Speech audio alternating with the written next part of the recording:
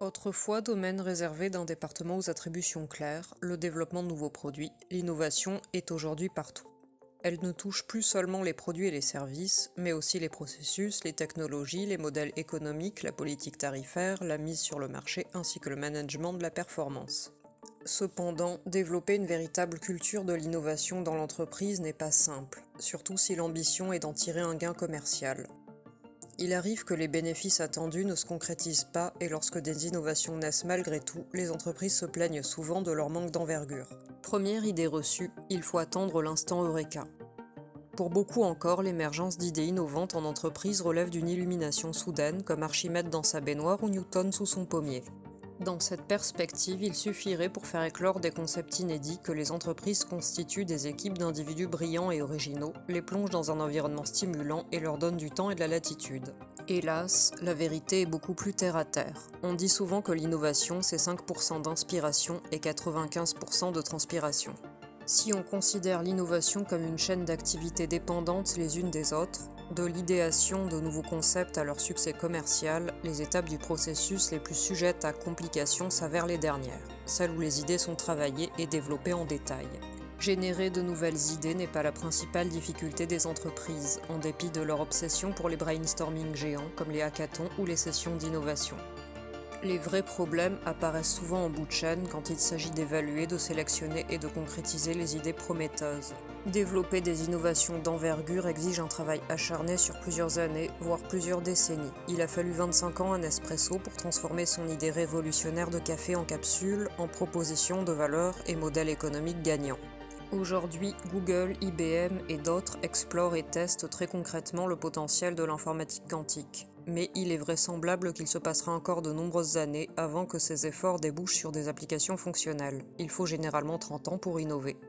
Hélas, la continuité du leadership nécessaire à l'engagement sur la durée exigée par l'innovation manque à beaucoup d'entreprises. C'est pourquoi nombre de projets sont abandonnés avant d'avoir eu une véritable chance de prouver leur intérêt et leur potentiel commercial. Deuxième idée reçue, les récompenses sont le meilleur levier de motivation. La principale préoccupation de nombreuses entreprises qui souhaitent étoffer leur capacité d'innovation est de savoir quel système de rétribution mettre en place. Refrain connu, innover exige un effort qui se rajoute à des responsabilités déjà assumées et comporte toujours une part de risque. Les entreprises doivent donc proposer des carottes si elles veulent que leurs salariés fournissent cet effort supplémentaire. Certaines accordent un pourcentage des bénéfices financiers issus d'une réduction des coûts ou d'une augmentation du chiffre d'affaires pour les idées d'amélioration qu'elles retiennent. Les dirigeants en faveur de ce raisonnement citent souvent en exemple le capital risque qui permet aux entrepreneurs porteurs de bonnes idées et à leurs investisseurs de s'enrichir. Des universitaires parmi les plus réputés y souscrivent également. L'un d'entre eux, professeur d'économie à Chicago, a suivi l'évolution de 5000 idées émises par une entreprise cotée de services IT. Il a mis en évidence un net effet positif des incitations financières. Des petites récompenses sous la forme de points à échanger contre des prix, smartphones et chèques cadeaux par exemple, élargissaient la base d'utilisateurs du portail. La qualité des idées s'en trouvait aussi améliorée. Mais aujourd'hui, la plupart des spécialistes de l'innovation estiment que ces conclusions ne sont que de fausses pistes. Les leviers de motivation les plus puissants sont sociaux, comme la reconnaissance et le statut conféré à ceux qui réussissent, et personnels, comme le temps dont les gens disposent pour s'occuper de leurs projets au sein même de l'entreprise et le plaisir intrinsèque que procure ce type de travaux. Les innovateurs disent souvent que c'est le processus d'innovation lui-même, c'est-à-dire la possibilité de découvrir de nouvelles solutions, qui est en soi une récompense. Le plus important pour les salariés est d'être en situation d'avoir un impact et d'en obtenir de la reconnaissance. Les incitations financières jouent au mieux un rôle secondaire. Elles peuvent même s'avérer contre-productives et démotivantes pour ceux qui estimeraient qu'elles récompensent des fausses pistes ou des mauvais comportements.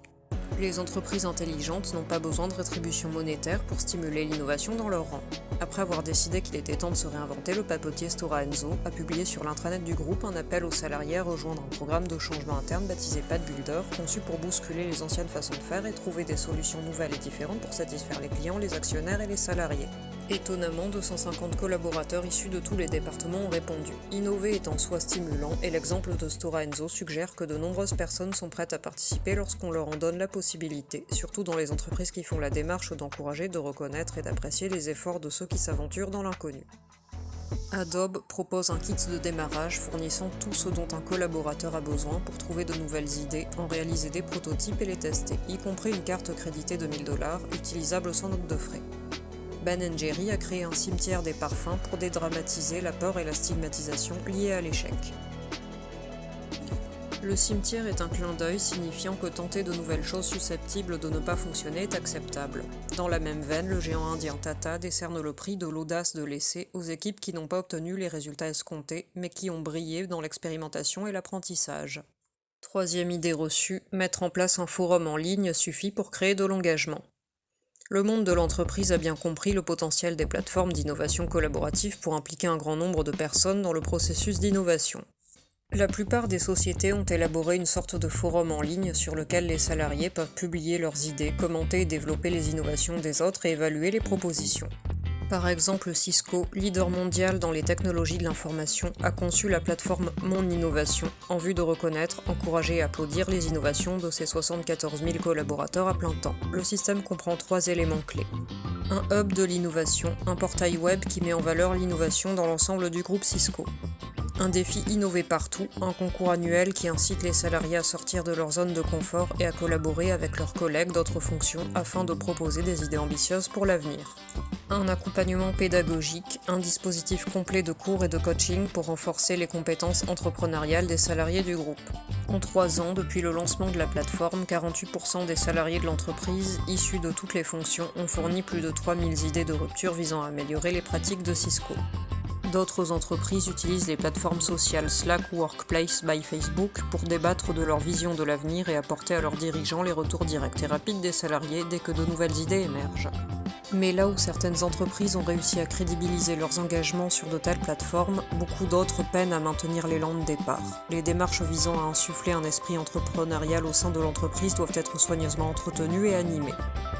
À cet égard, les relations humaines sont primordiales. Il ne suffit pas de développer une infrastructure en ligne pour que les gens s'y rendent. Les meilleurs programmes d'innovation associent forums en ligne, ateliers présentiels et supports adéquats pour promouvoir la confiance et de véritables discussions.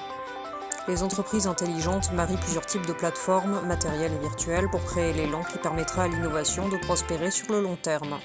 Quatrième idée reçue, recourir à l'innovation ouverte est devenu indispensable. L'innovation ouverte est à la mode, beaucoup d'entreprises s'allient à leurs fournisseurs, clients, partenaires universitaires, voire leurs concurrents pour générer des idées qu'elles n'auraient pas eues en interne. Mais l'innovation ouverte crée aussi des problèmes pratiques de confiance et de propriété intellectuelle. Souvent, le retour d'investissement est lent à se concrétiser. S'appuyer sur des communautés extérieures peut présenter de l'intérêt, mais il ne s'agit pas de négliger le capital humain et la richesse des idées également disponibles en interne. C'est pourquoi les meilleures entreprises recueillent les idées aussi bien en interne qu'au-delà de leurs frontières naturelles. Cinquième idée reçue, l'innovation implique un maximum de liberté et un minimum de cadre. Beaucoup de publications et de manuels spécialisés soulignent que les meilleures innovations viennent du terrain. Les dirigeants seraient trop éloignés de la réalité pour comprendre les besoins des clients ou avoir des idées en phase avec eux. L'argument est convaincant, mais il n'est pas étayé par les investigations. L'innovation dépend du jeu entre instruction et autonomie, même dans les sociétés qui s'enorgueillent de leurs innovations de terrain.